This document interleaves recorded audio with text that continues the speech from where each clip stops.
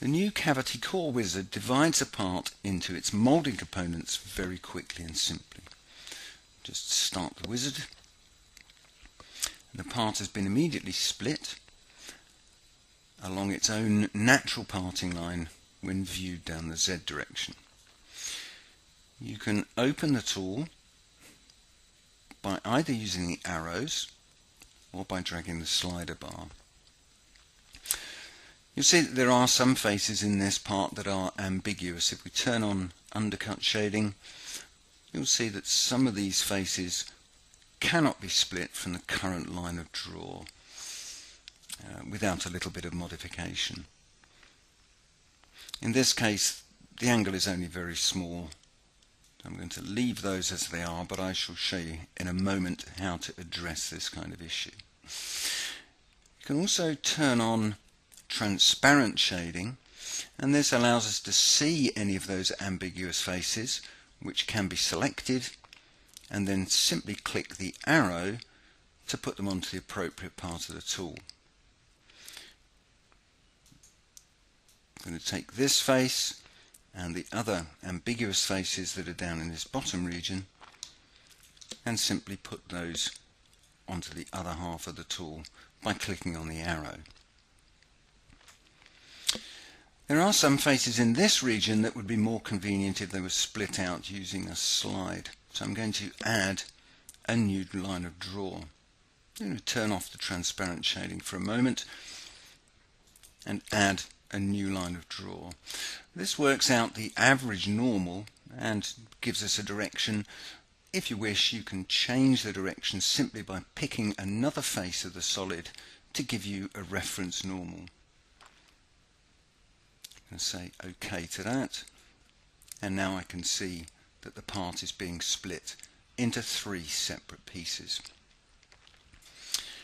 There are some faces that are still a little ambiguous, so I'm just going to transfer those from one part of the tool to a different one. There's one more face here, and I'm going to change that direction. We'll turn the undercut shading off, so now we can see the part in 3 separate colours. There is one more issue that I would like to address, and that is on this back edge, where you can see that it would be more convenient to have the bottom part of these faces form a small pocket.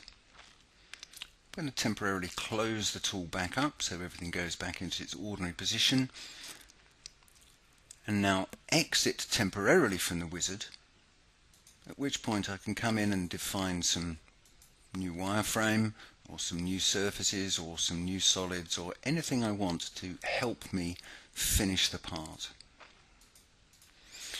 I'm going to select this face and I'm going to split that face using the piece of wireframe I just drew. Repeat that operation on the other half of the tool.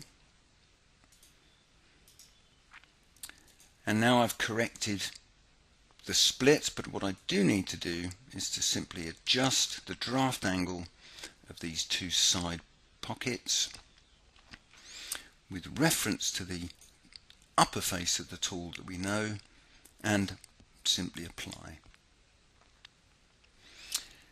I've done with splitting faces, so I'm going to go back into the main cavity core wizard, and as I split the part, you can see I still have these 2 faces that are ambiguous. Put those onto the correct half of the tool. The final thing I'm going to do is to create a wireframe from the entire split line, and then I can say finish. So what we have now are 3 separate solids, one for the cavity, one for the core, one for the side core, and we also have wireframes of all of the open edges or boundaries from which we can create split surfaces or any other faces that we need to complete the part.